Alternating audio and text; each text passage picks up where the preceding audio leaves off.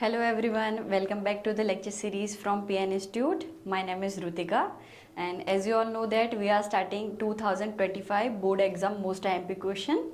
तो उसके अंदर आज हम डिस्कस करने वाले हैं फिनाइल कीटोन यूरिया डिजीज़। ये डिजीज़ 2 मार्क्स के अंदर भी पूछा जा सकता है या इसमें से MCQs भी कई बार पूछे गए हैं। ओके, तो चलो स्टार्ट करते हैं। बहुत ईजी है ये और छोटा सा ही टॉपिक है।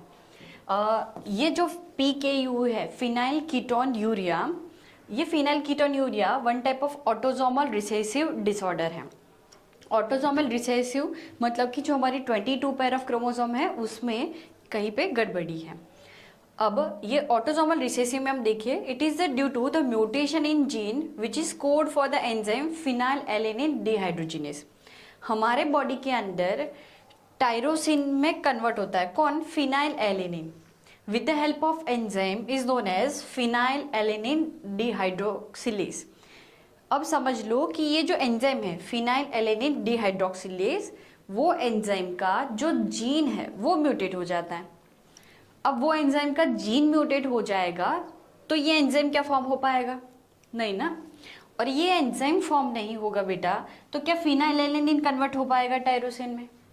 नहीं हो पाएगा। ये टायरोसिन हमारे बॉडी में बहुत सारे फंक्शनिंग करवाता है। जैसे फर्स्ट है हमारी IQ लेवल के लिए रिस्पॉन्सिबल होता है टायरोसिन, फिर हमारी स्किन पिगमेंट के लिए रिस्पॉन्सिबल होता है।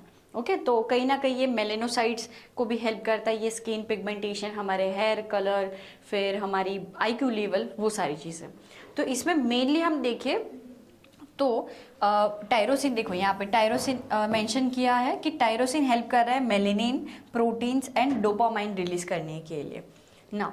अब ये जो पर्सन होते हैं जो जिसको PKU हुआ है उसके बॉडी में फिनाइलएलेनिन की कन्वर्जन टायरोसिन में नहीं हो रही है, तो फिर फिनाइलएलेनिन क्या होता जाएगा? बॉडी के अंदर एक्यूमुलेट होता जाएगा और जिसकी वजह से फिर वो पर्सन के ब्रेन मतलब IQ लेवल में डिफेक्ट हो सकता है।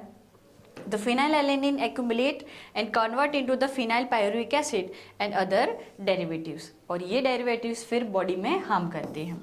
जैसे आप देख सकते हो कि ये जो पर्सन है जो PKU, तो उसकी बॉडी स्ट्रक्चर में कुछ चेंजेस हो सकते हैं, फिर उसकी स्किन में प्रॉब्लम होती है, जो हेयर पिगमेंट्स होते हैं उसमें भी दिक्कत होती है उनको।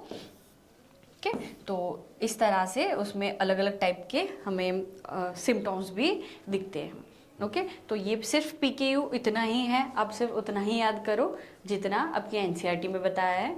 तो ये क्वेश्चन फॉर बोर्ड एग्जाम में आने के चांसेस हो सकते हैं। ओके, सिर्फ आपको क्या याद करना है? ये एंजाइम का नाम जो मोस्ट टाइम पे है फॉर द MCQs और किसकी कन्वर्जन किस में हो रही है वो याद करना है, और कौन कौन से इसके सिम्टम्स हो सकते हैं।